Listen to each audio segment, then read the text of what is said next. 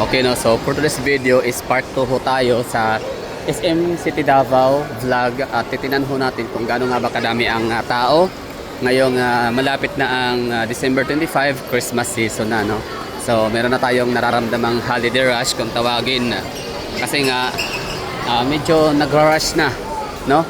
People are rushing towards shopping malls para sa mga Christmas presents and Christmas gifts para sa mga kakilala at kamag-anakan. So dito tayo pa rin sa annex no ng SM Ecoland at iikot lang tayo or iikot ko kayo sa main building ng SM Ecoland. So kung saan doon matatagpuan yung pinakamalaking supermarket or ibig sabihin supermarket area. And maraming mga paninda no, department stores, mga ganun no. So sa loob lang ng 8 minutos ay iikotin ho natin yung hindi man buong building talaga ng hindi man buong main building ng SM, pero at least yung mga pinaka primary or major establishments in the areas na kung saan nga maraming tao, like sadya talaga siyang puntahan ng marami. So ito yung atrium dito sa may SM Ecoland Annex building. Okay, so ako'y gutom na, grabe. Sabi nga nila sana all no, hayahay, pa shopping pero sa totoo lang very tiring. Paryagaba lang no. So di naman ako nagko-complain pero totoo 'yan. Nakaubos na ng oras. Okay na talaga ang shopping mall sa mga walang ginagawa sa bahay, naboboryo, walang pinagkakaabalahan for the meantime, parang gano'n no. So when boredom strike, pwede pumunta ng shopping mall, magpa-aircon, palamig.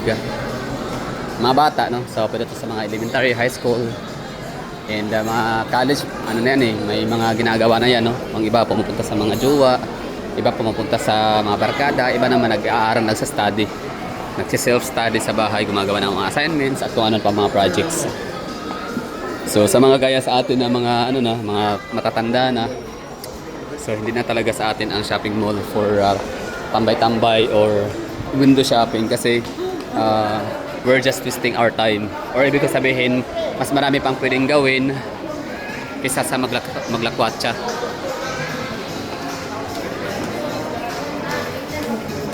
Or kumbaga wala na tayong oras na papatayin. 'Di ba dati meron tayong ginagawang pamatay oras, ganun.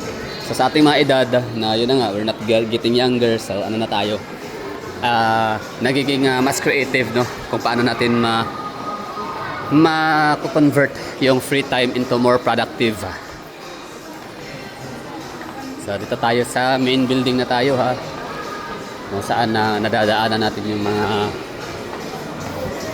is hardware. Ba't amoy usok? Okay. Teka pa para may nagyosi.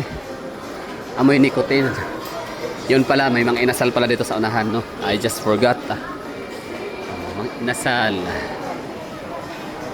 Is it a sign? Ano?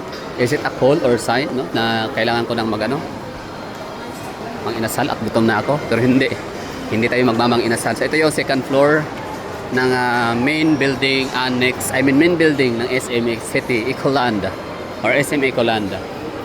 Pero syempre marami ditong mga tao sa taas no, pero sure ako na mas marami sa ground floor kasi nga andun yung mga department store, meron ding department store and of course grocery store.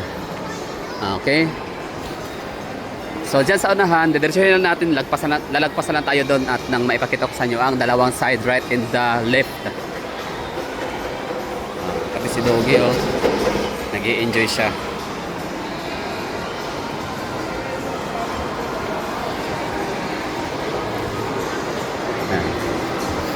So lalagpas natin, daming tao no. Yan, Adidas.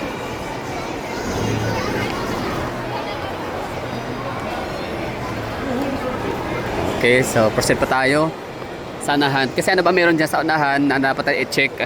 Sa unahan kasi na yan ay ang food court. And sa food court, sa right side ay ang sinihan, left side sinihan din.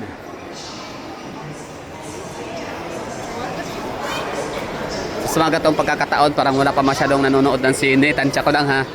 Kasi yung mga cinema goers or mga viewers Ayun yung mga bagets, no, na nakatanggap ng mga pamasko ni Ninong at saka ni Ninang, nakatanggap ng mga pang-aginaldo. Yun yung pang sa shopping panonood na sine sa sa December 25, Metro Manila Film Festival. Daming tao. Yun, food court, diba sabi ko sa inyo. Daming nagutom. Oy, sinihan. Dagsa. Ito yung Cinema 1 and 2. Sa kabila naman ay 3 and 4. Daming tao. Diba? Marami nakapila.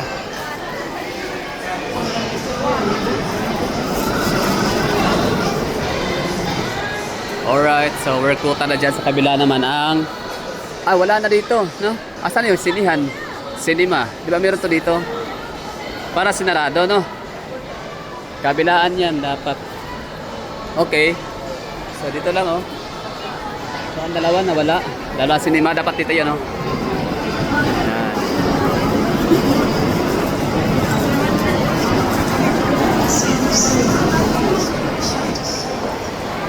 Okay, so dito tayo sa food court.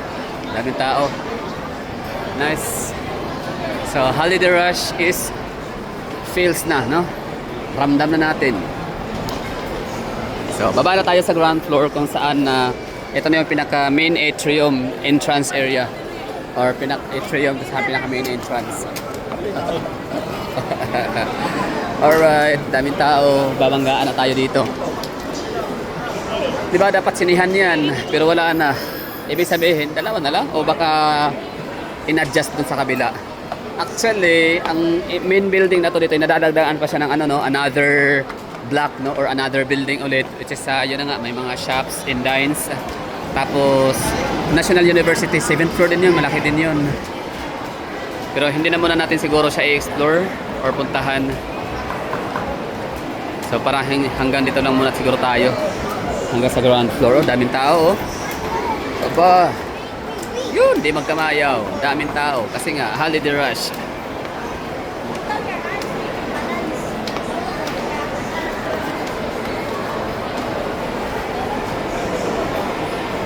Kaya niyo yan?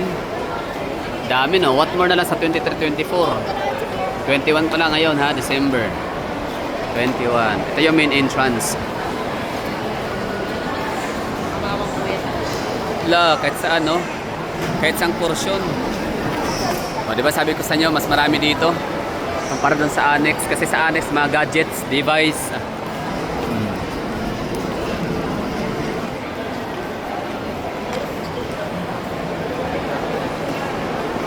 So I think we're done, no? So thank you for watching. I have to say bye-bye and ingat. So saan tayo? Okay, dito tayo sa likod, sa my parking space.